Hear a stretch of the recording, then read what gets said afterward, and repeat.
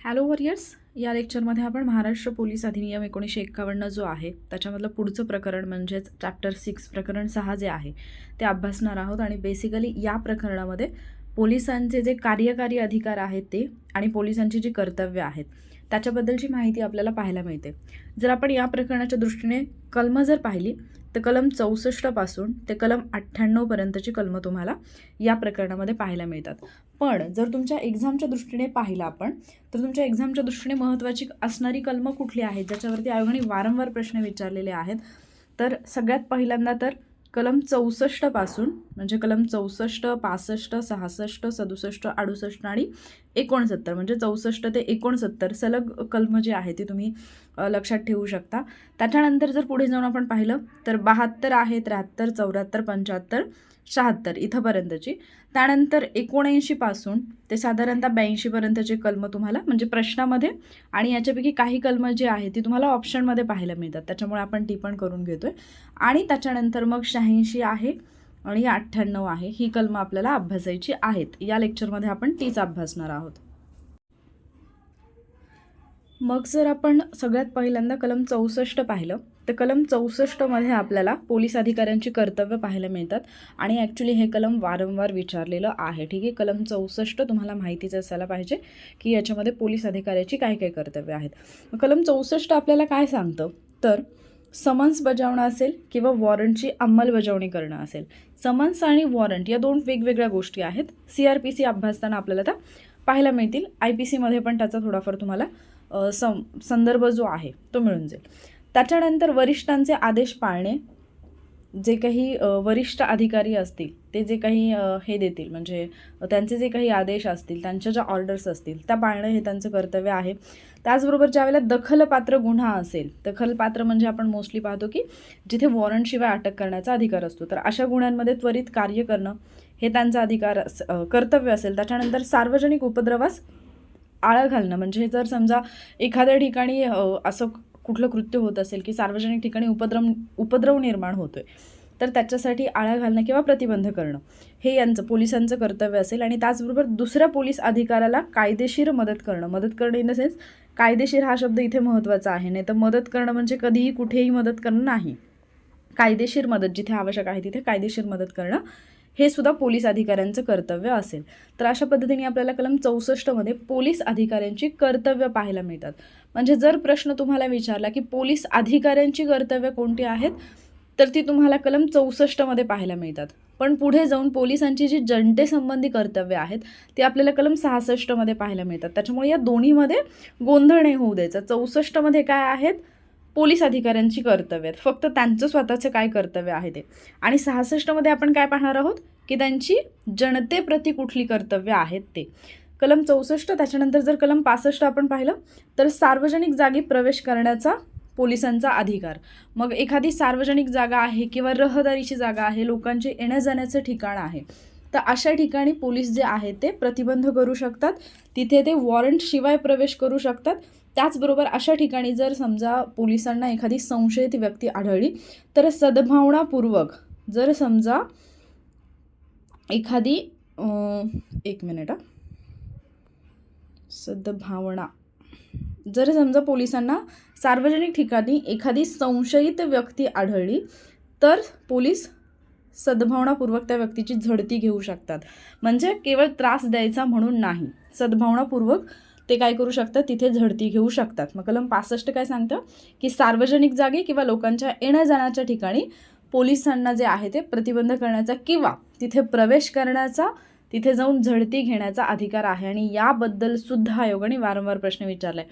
म्हणजे तुम्ही जर पाहिलं तर 64, 65, 66, 67 सलग 4 कलमं आहेत ज्याच्यावरती आयोगाने वेगवेगळ्या पद्धतीने, आणि त्याच्यासोबत 68 एक येतं की ज्याच्यावरती आयोगाने वारंवार प्रश्न विचारलेत आणि वेगवेगळ्या रेफरन्सनी. अगदी जोड्या लावामध्ये सलग ही 4-5 कलमंसुद्धा आयोगाने एकत्र घेतलेली आहेत आणि वन लाईनर यांच्या हेडिंगवरती पण प्रश्न विचारलेले आहेत.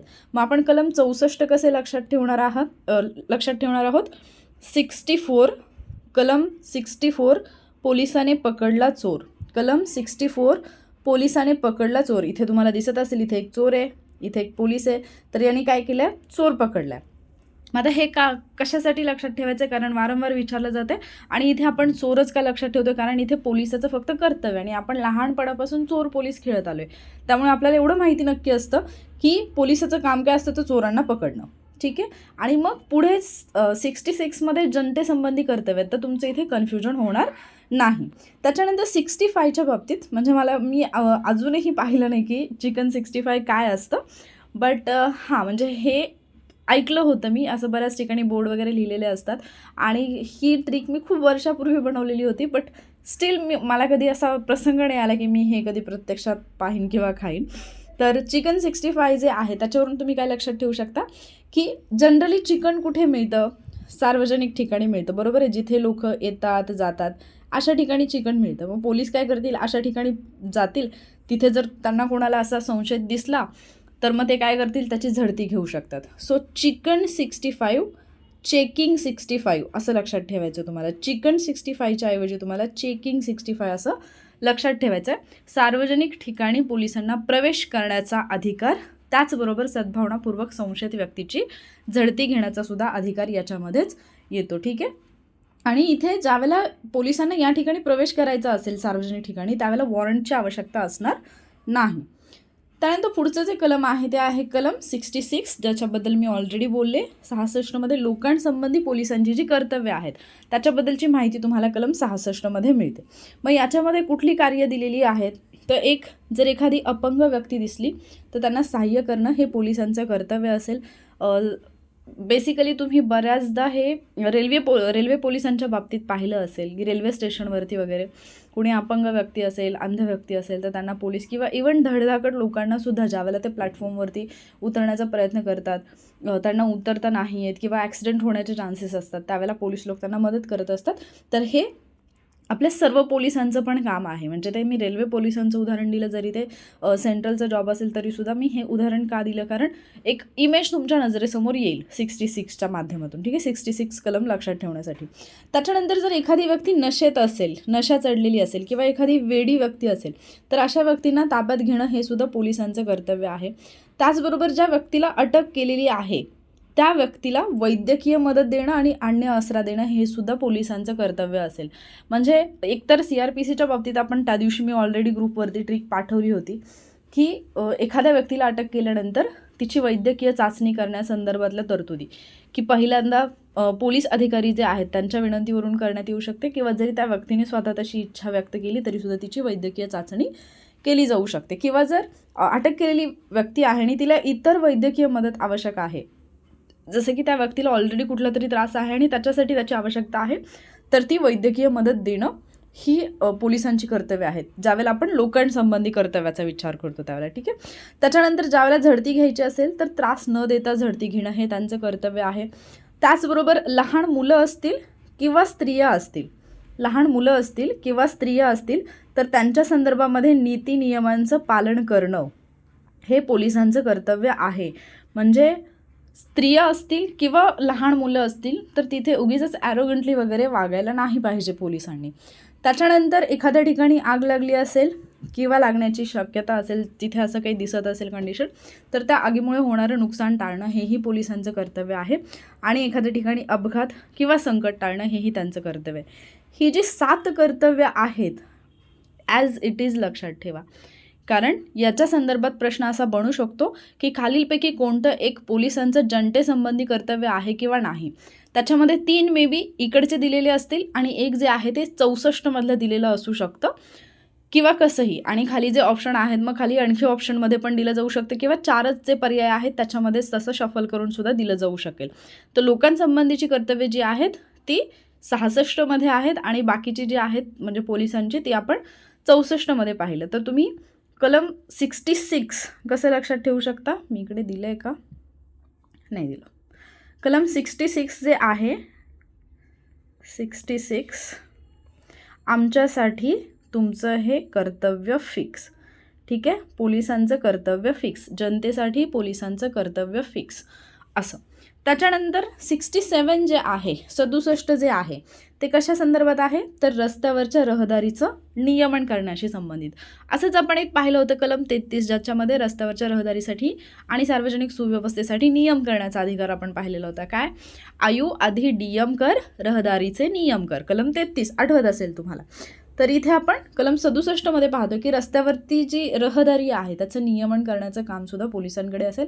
याच्यामध्ये काय आहे की मग रस्ते आहेत किंवा एखाद्या ठिकाणी जत्रा भरलेली आहे तर ते जत्रेच्या ठिकाणी किंवा सार्वजनिक एखादं पूजेचं स्थान आहे जिथे की लोक पूजा करतात किंवा स्नानाची जागा आहे किंवा कपडे धुण्याची जागा आहे तिथे उतरण्याची जागा इत्यादी ठिकाणी बंदोबस्त ठेवणं हे पोलिसांचं काम असेल. इत्यादी ठिकाणी काय करायला पाहिजे पोलिसांनी बंदोबस्त ठेवायला पाहिजे. त्याचबरोबर होडी आहे किंवा प्रवासी बोट वाहतूक ज्या ठिकाणी चालते त्या ठिकाणी गर्दीचं नियमन करणं हे सुद्धा पोलिसांचं काम असेल. आणि मग रस्त्यावरची जी इतर रहदारी आहे जिथे की रस्त्यात काही अडथळा येऊ शकतो, जसे की आपण बऱ्याचदा पाहतो की एखादी गाडी जी आहे ती मध्येच आडवी येते किंवा आपण पाहतो की जनावरं जी आहेत ती आडवी जात असतात किंवा इतर कुठल्याही कारणामुळे जर रस्ता ब्लॉक होत असेल तर ते पोलिसांचं काम असतं की पोलिसांनी काय करायला पाहिजे या रहदारीचं नियमन करायला पाहिजे. सो कलम 67 रहदारीचं नियमन किंवा रस्त्यावरील नियमन, कलम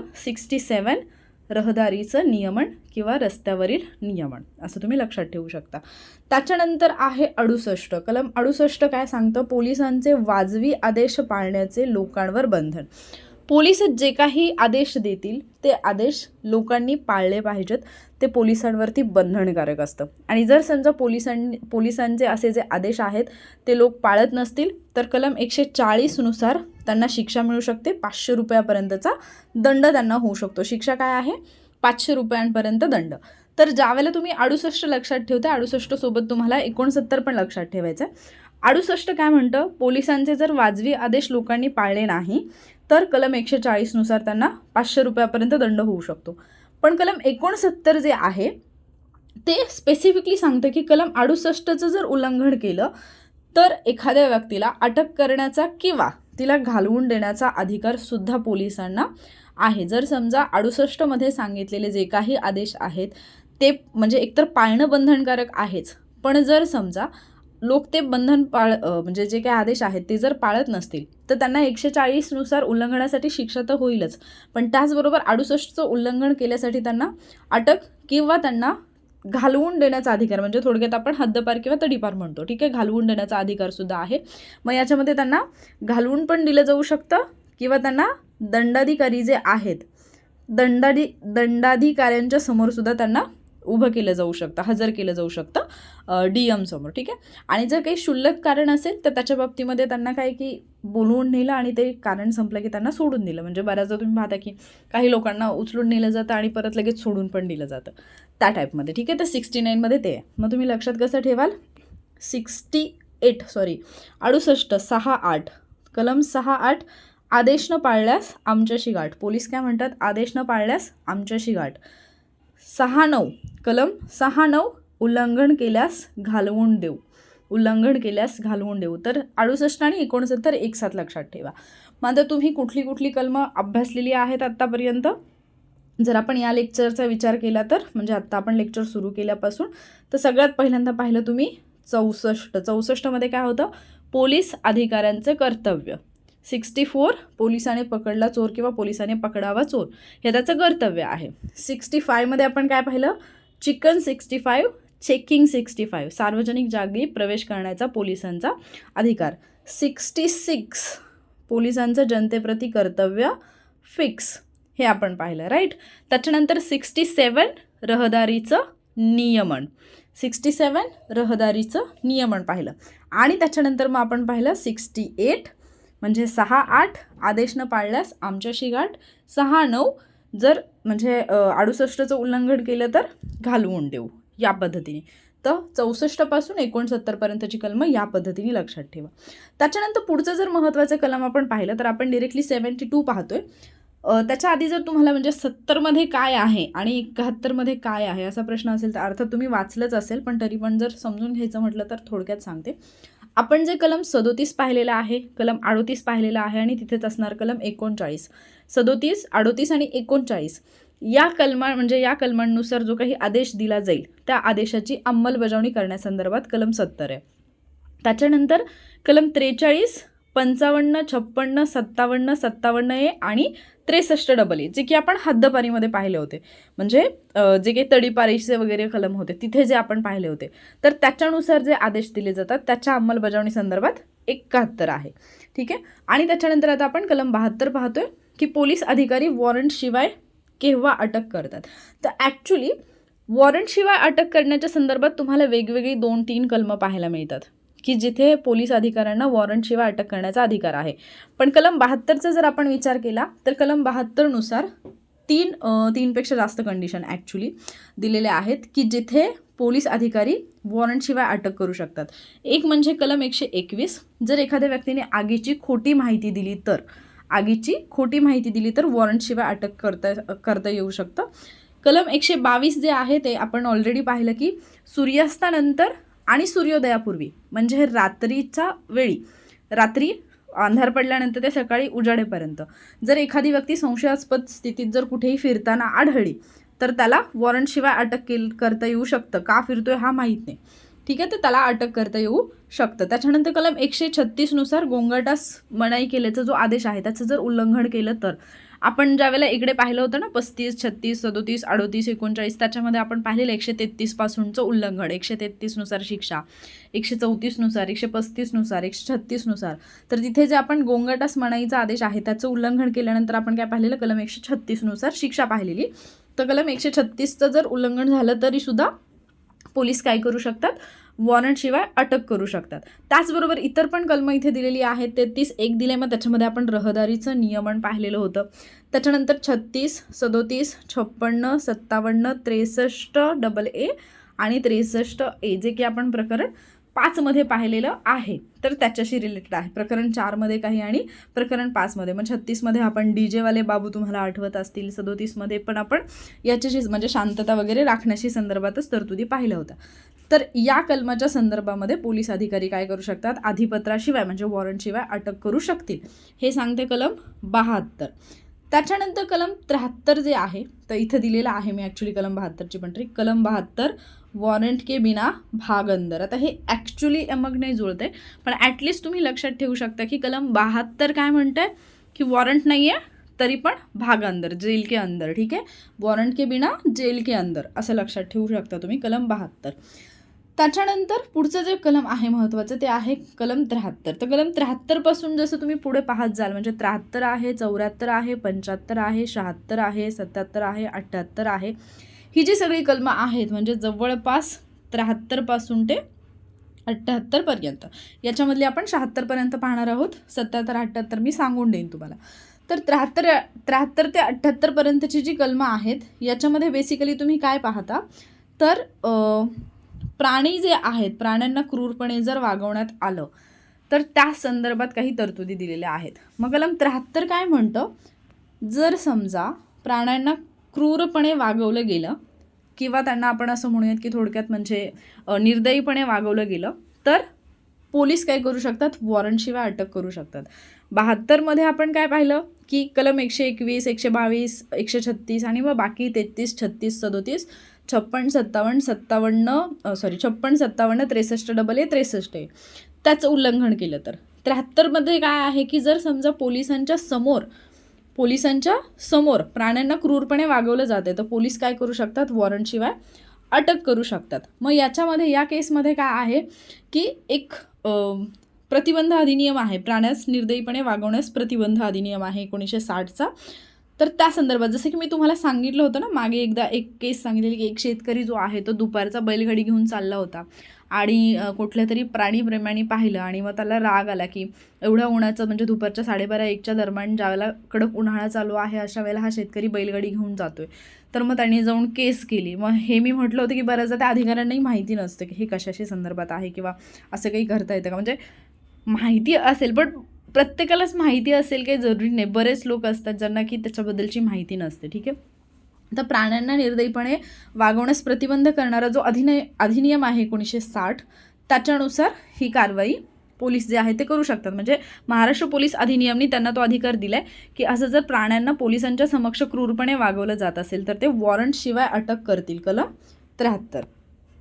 त्याच्यानंतर कलम 74 जे आहे ते काय म्हणतं म्हणजे पहा, 73 म्हणते की पोलिसांच्या समक्ष प्राण्यांना जर क्रूरपणे वागवलं तर पोलीस अधिपत्राशिवाय जे आहे ते अटक करतील.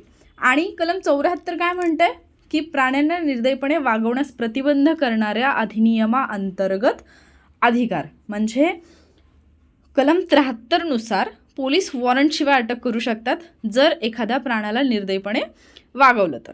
ठीक आहे. आणि कलम 74 काय म्हणते की हा जो अधिनियम आहे 1960चा, त्या अधिनियमाअंतर्गत कुठले अधिकार दिलेले आहेत ते सांगते कलम 74. म्हणजे 73मध्ये तर स्पेसिफिकली महाराष्ट्र पोलीस अधिनियमनी तरतूद केली आहे, पण 74 असं म्हणते की तिथले जे अपराध आहेत त्या कायद्यानुसार जे अपराध आहेत त्याच्या संदर्भात कुठले कुठले अधिकार पोलिसांना मिळतील. ठीक आहे. मग याच्यामध्ये कुठले अधिकार आहेत तर एकतर त्या प्राण्याला दंडाधिकाऱ्याकडे घेऊन जाता येईल, डीएमच्या समोर त्या प्राण्याला हजर करण्यात येईल ज्या प्राण्याला त्रास झालेला आहे ते. ठीक आहे.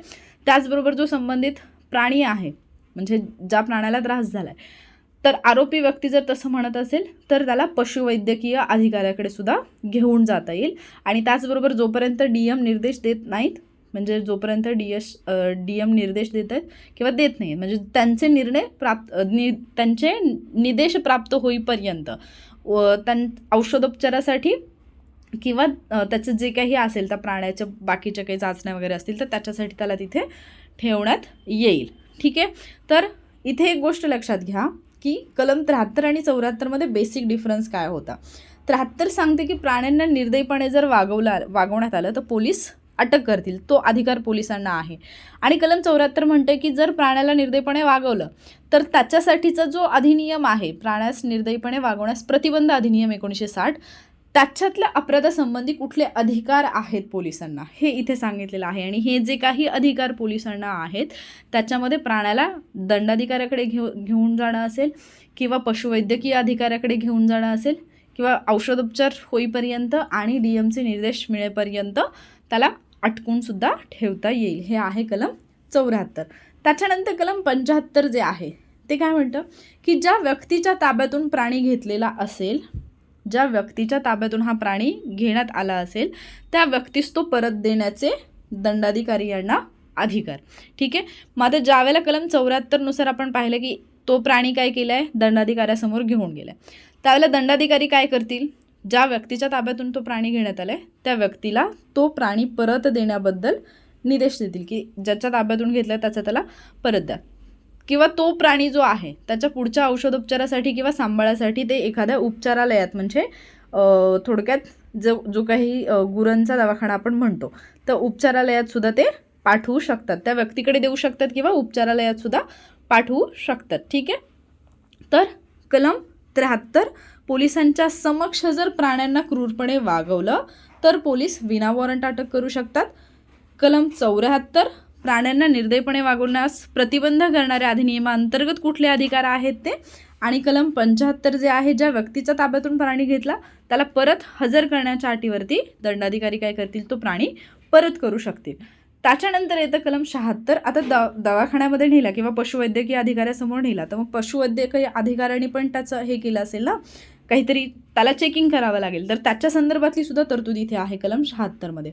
कलम 76 असं म्हणतं की कलम 74 अन्वये ज्या पशुवैद्यकीय अधिकाऱ्यासमोर प्राण्याला हजर केलेलं असेल त्या पशुवैद्यकीय अधिकाऱ्याने शक्य तितक्या लवकर त्या प्राण्याची तपासणी करणं आवश्यक आहे. ठीक आहे.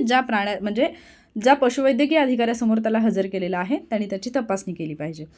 मग हे जे आहेत 73, 74, 75, 76 सलग कसे लक्षात ठेवायचे. 73 पोलिसांसमोर प्राण्याला क्रूरपणे वागवलं तर पोलीस डिरेक्टली अटक करतील.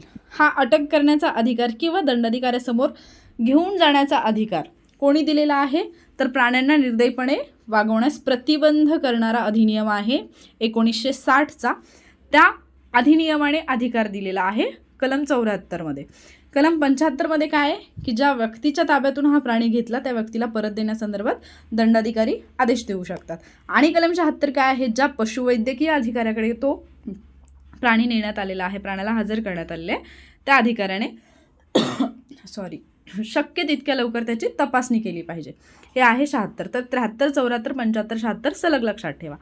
त्याच्यानंतर इथेच मी सांगते की कलम 77 काय सांगितलेलं आहे. 77मध्ये असं म्हटलेलं आहे की असा जो प्राणी आहे त्याला अपंगालयात अडकवून ठेवण्याची सुद्धा तरतूद आहे. म्हणजे जर आवश्यकता असेल, तो प्राणी अपंग झाला असेल तर त्याला अपंगालयात ठेवण्यात येईल. किंवा कलम 78 म्हणतं की एखाद्या प्राण्याला जर जखम झालेली असेल किंवा तसा संशय असेल की त्या प्राण्याला जखम झाली आहे, म्हणजे प्राण्याच्या हालचालीवरून प्राण्याच्या बॉडी लँग्वेजवरून लक्षात येते की मे बी त्याला कुठेतरी पेन आहे, तर अशा प्राण्याचं जे काही खोगीर असतं, खोगीर तुम्हाला माहिती असेल घोड्याला वगैरे, किंवा त्याच्या अंगावरती जे ओझं असेल ते काढण्याचा पोलिसांना अधिकार आहे.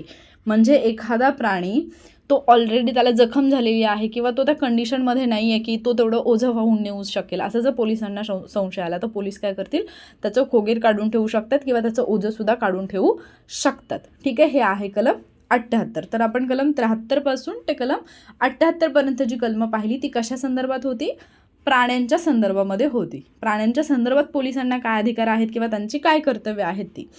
त्याच्यानंतर कलम 79 येतं. कलम 79 काय म्हणतं, अगेन पोलीस अधिकाऱ्याच्या समक्ष जर एखादा अपराध घडला, जी कलमं इथं दिले त्यापैकी जर एखादा अपराध घडला तर पोलीस अधिकारी अधिपत्राशिवाय म्हणजे अगेन वॉरंटशिवाय अटक करू शकतात.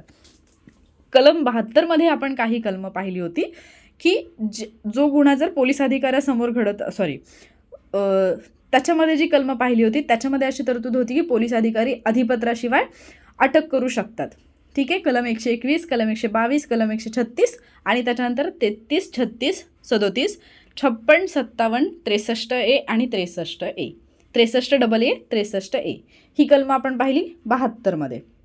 आता परत 79मध्ये पण सांगितलं आहे की पोलीस अधिकाऱ्याच्या समोर जर एखादा अपराध घडला तर पोलीस अधिकारी वॉरंटशिवाय अटक करू शकतो. आणि याच्यामध्ये दिलेली कलमं कुठली आहेत, 39 आणि 40. 39मध्ये काय आहे, दंगा वगैरे होऊ नये यासाठी आदेश दिले जातात, त्या आदेशाचं जर उल्लंघन झालं तर. कलम 40 काय होतं, आपण पाहिलं होतं की धार्मिक समारंभाच्या ठिकाणी सुव्यवस्था राखण्याबद्दल काही आदेश काढले जाऊ शकतात, हे होतं कलम 40. तर 39, 40 आपण पाहिलेलं होतं. त्याच्यानंतर पुढे जाऊन दुसरी जी कलमं तुम्हाला अभ्यासायची आहे त्याच्यामध्ये आहे कलम 117. कलम 117 काय सांगतं, 99 ते 116, म्हणजे कलम 99 ते 116मध्ये आणखी काही अपराध दिलेत, त्या अपराधाच्या संदर्भात शिक्षा करण्याबद्दलचं कलम आहे 117. म्हणजे 117 कलम जे आहे ते सांगते की 99 पासून ते 116मध्ये, कलम 99 ते कलम 116मध्ये ज्या काही तरतुदी आहेत, जे काही अपराध आहेत त्या संदर्भात. त्याच्यानंतर कलम 125 काय सांगतं, सरकारी रुग्णालयामध्ये किंवा लष्करी जहाजावरती दारू किंवा स्पिरिट घेऊन गेली एखादी व्यक्ती, तर असं जर आढळलं तर पोलीस डिरेक्टली अटक करू शकतात. कलम 79नुसार तो अधिकार पोलिसांना मिळतो. त्याच्यानंतर कलम 130 सांगतं खेळामध्ये फसवण्याबद्दल, खेळामध्ये जर फसवणूक होत असेल तर त्या संदर्भात. कलम 131 काय सांगतं, 33नुसार जे रहदारीचे नियम केलेले आहेत, कलम 33मध्ये जे रहदारीचे नियम केलेले आहेत त्याचं जर उल्लंघन केलं तर त्या संदर्भात. आणि कलम 135 काय सांगतं, आपण कलम 135 पाहिलेलं होतं, 37, त्याच्यानंतर 39, 37, 39 आणि 40 यांचं जर उल्लंघन केलं तर त्याची शिक्षा कलम 135मध्ये. म्हणजे पहा की कलम 39, 40चं उल्लंघन केलं पोलिसांच्या समोर तरी पोलीस वॉरंटशिवाय अटक करू शकतील. कलम 117 काय म्हणतं, कलम 99 ते 116मध्ये जे अपराध दिलेले आहेत ते जर केले तर 117मध्ये शिक्षा सांगितली. तर कलम 117चं जरी उल्लंघन झालं तरीसुद्धा, म्हणजे 117चं उल्लंघन इन द सेन्स 99 ते 116मध्ये जे अपराध झालेत ते त्याच्यामध्ये येतील. त्याच्यानंतर कलम 125 काय आहे, सरकारी रुग्णालय आहे किंवा लष्करी जहाज आहे त्याच्यावरती दारू घेऊन जाण्यास किंवा जे स्पिरिट असतं ते घेऊन जाण्यास, म्हणजे थोडक्यात अल्कोहोल वगैरे हे घेऊन जाण्यास मनाई आहे, तर ते घेऊन गेलं तर अटक केली जाऊ शकते. त्याच्यानंतर 130 काय सांगते, खेळामध्ये जर फसवणूक करण्यात आली तर त्यासाठी. आणि 131 काय सांगते, 33मध्ये जे आपण रहदारीचे नियम पाहिलेले आहेत त्याचं उल्लंघन केलं तर. फक्त लक्षात काय ठेवायचं आहे तुम्हाला की इथे जे कलम 79 दिलेलं आहे, कलम 79 पोलिसांना अधिकार देते की त्यांच्या समोर जर एखादा अपराध घडला तर ते वॉरंटशिवाय अटक करू शकतात. कलम 72मध्येही पाहिलं होतं आपण, पण तिथे वेगळी कलमं दिली होती. कलम 79मध्ये पण तो अधिकार आहे पण इथे वेगळी कलमं दिलेली आहेत. आलं लक्षात? तर कलम 80मध्ये पण आपल्याला असंच काहीतरी पाहायचं आहे की जर समजा एखाद्या सक्षम प्राधिकाऱ्याने विशेषरित्या जर कामावरती नेमलेला एखादा पोलीस असेल तर त्याला अगेन अटक करण्याचे इतर अधिकार आहेत. ठीक आहे, म्हणजे इथे सुद्धा कलम 80मध्ये सुद्धा वॉरंटशिवाय अटक करण्याचे अधिकार आहेत. मग इथे काय दिलेलं आहे? कलम 110 जे की आहे असभ्य वर्तनाशी रिलेटेड, असभ्य वर्तन. आणि त्याच्यानंतर कलम 120 जिथे आहे जाणून बुजून केलेलं अतिक्रमण. जर असं कोणी करत असेल तर त्या बाबतीत पोलिसांना वॉरंटशिवाय अटक करण्याचा अधिकार दिलेला आहे कलम 80नी. तर ही जी 3 कलमं आहेत, कलम 72, कलम 79, कलम 80, ही 3 कलमं तुम्ही अशी एकासमोर एक लिहून ठेवा. म्हणजे असं हे करून कॉलम करून याच्यामध्ये लिहून ठेवा. तर ती तुम्हाला म्हणजे तुमचं कन्फ्युजन नाही होणार. का कन्फ्युजन होणार नाही? कारण ज्यावेळेला तुम्ही लिहिलेलं असतं तर तुम्हाला ॲटोमॅटिकली आठवतं ते की मी पहिल्या कॉलममध्ये काय लिहिलं आहे, दुसऱ्या कॉलममध्ये काय लिहिलं आहे, तिसऱ्या कॉलममध्ये काय लिहिलं आहे. तर तुमची भेळमिसळ होणार नाही. कलम 80 तुमच्या लक्षात आलेलं असेल. ठीक आहे. त्याच्यानंतर पुढचं कलम जे आहे इथे दिलं होतं ना मी, 110 आणि 120. त्याच्यानंतर पुढचं कलम आहे कलम 81. समजा पोलिसांनी दिलेली एखादी ताकीद आहे, एखाद्या व्यक्तीला ताकीद दिली आहे, ती मांडण्यास किंवा पोलिसांबरोबर जाण्यास जर एखाद्या याने म्हणजे व्यक्तीने जर नकार दिला तरीसुद्धा पोलीस काय करू शकतात? वॉरंटशिवाय अटक करू शकतात. म्हणजे तुम्हाला मी आता 72 सांगितलं, 79 सांगितलं, 80 सांगितलं, त्याच्यासमोर तुम्हाला 81 पण ॲड करायचं आहे. तर 72मध्ये काय असेल? अधिपत्राशिवाय केव्हा अटक करू शकतात? मग ते तुम्ही लिहून ठेवाल तुमच्या याच्यानुसार. 121, 122, 136 आणि बाकीची जी कलमं आहेत 33, 36, 37, 56, 57, 63 डबल ए, 63 ए, ही कलमं. ठीक आहे, याच्या खाली लिहून ठेवाल. त्याच्यानंतर तुम्ही कुठलं पाहिलं? हे कुठे होतं? एक मिनटं मी सांगते कसं लिहायचं. हे 72मध्ये लिहा. त्याच्यानंतर 79मध्ये पण आपण पाहिलं की पोलीस अधिकाऱ्याच्या समोर जर अपराध घडला तर कुठला आहे मग? 39 आहे, 40 आहे. त्याच्यानंतर 117, 125, 130, 131 आणि 135. हे एकाखाली एक तुम्ही व्यवस्थित लिहा. मी फक्त तुम्हाला समजावं म्हणून लिहिते. त्याच्यानंतर कलम 80 काय म्हणतं?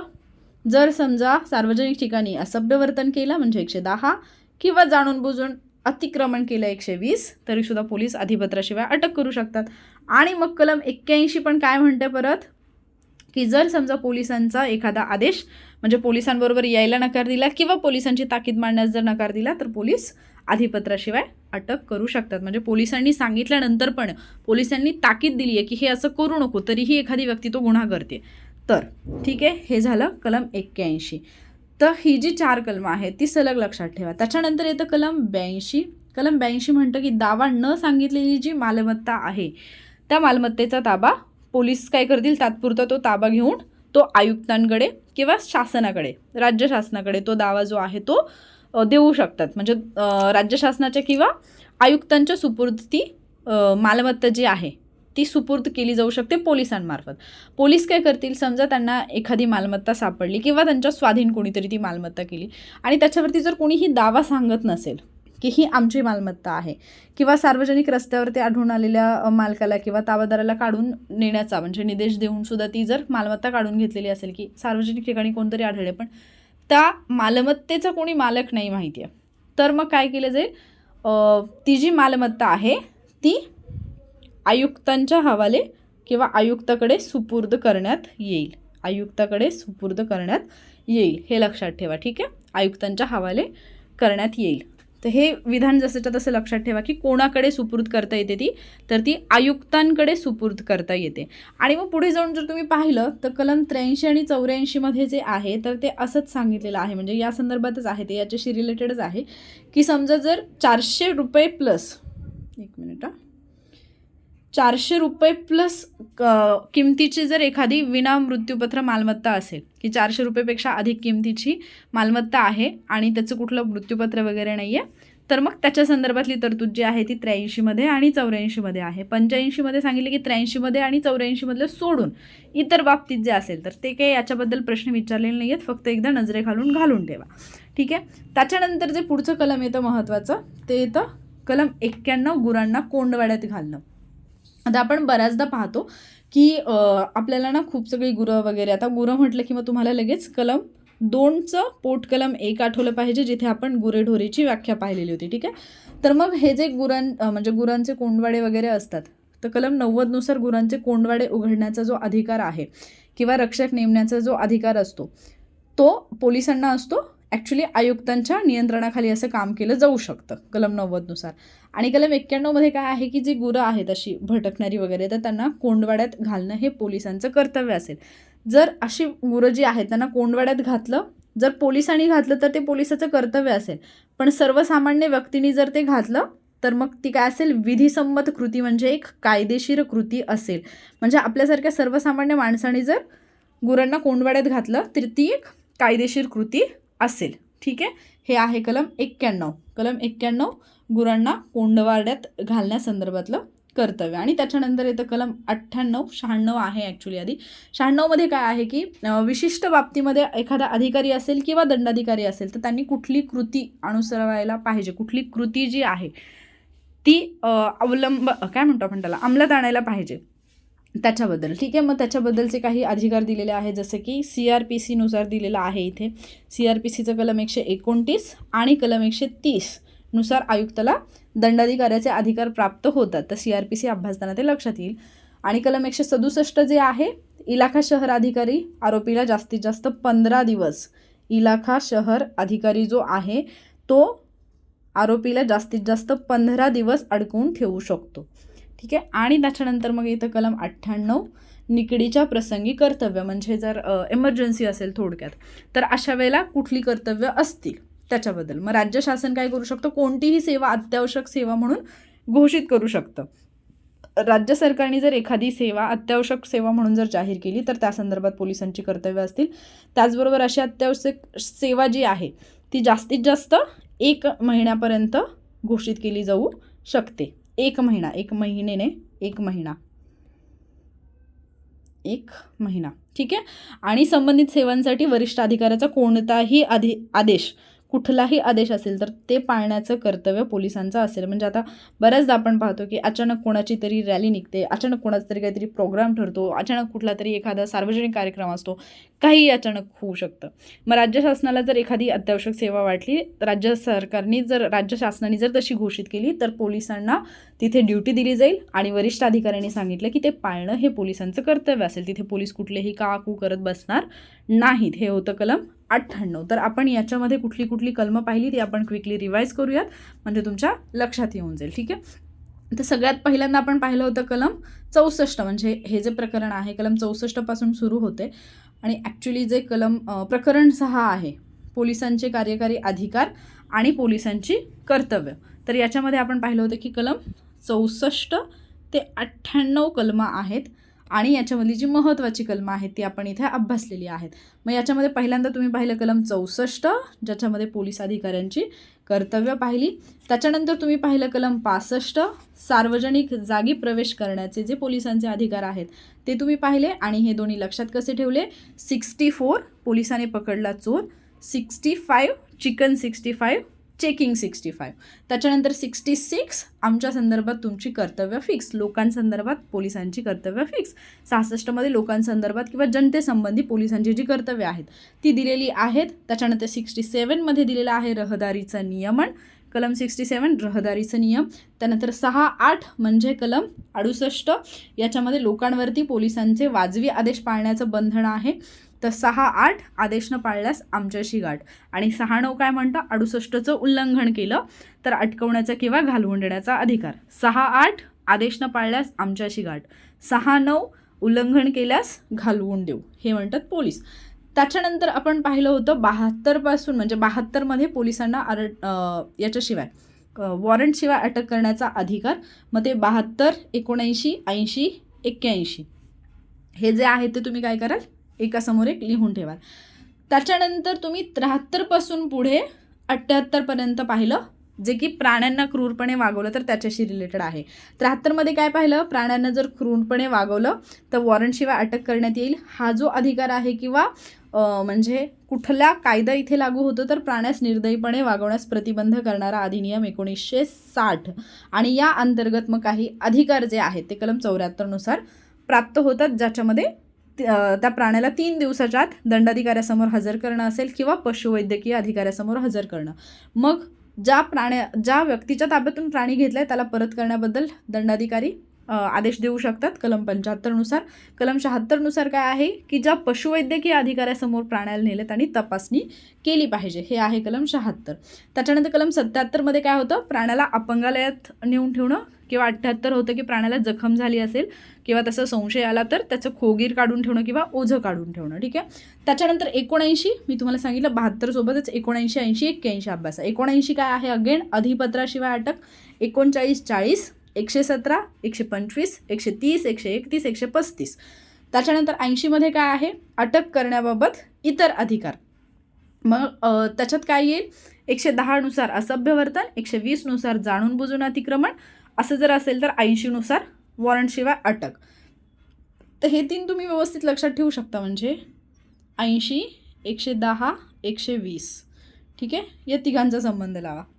त्याच्यानंतर 81 मध्ये ताकीद मांडण्यास जर नकार दिला किंवा सोबत जाण्यास नकार दिला तर अटक केली जाऊ शकते. त्याच्यानंतर 82 मध्ये आपण पाहिलं की दावा न सांगितलेली मालमत्ता पोलीस तात्पुरता ताबा घेऊन कोणाकडे देतील, आयुकडे देतील. हे लक्षात ठेवा, आयुक्ताकडे ताबा दिला जाईल 82 नुसार. 82 नुसार आयुक्तांकडे ताबा दिला जाईल. आणि त्याच्यानंतर 91 नुसार एकतर पहिल्यांदा आपण 90 पाहिलं होतं, कोंडवाड्याशी संबंधित कोंडवाडे उघडण्याचा आणि रक्षक नेमण्याचा अधिकार. आणि याच्यामध्ये 90 मध्ये एक गोष्ट लक्षात ठेवा, कोंडवाडे उघडण्याचा आणि रक्षक नेमण्याचा अधिकार आहे, पण तो बृहन्मुंबई सोडून आहे. बृहन्मुंबई सोडून तो अधिकार आहे. राहिलं. ठीक आहे, बृहन्मुंबई सोडून तो अधिकार आहे.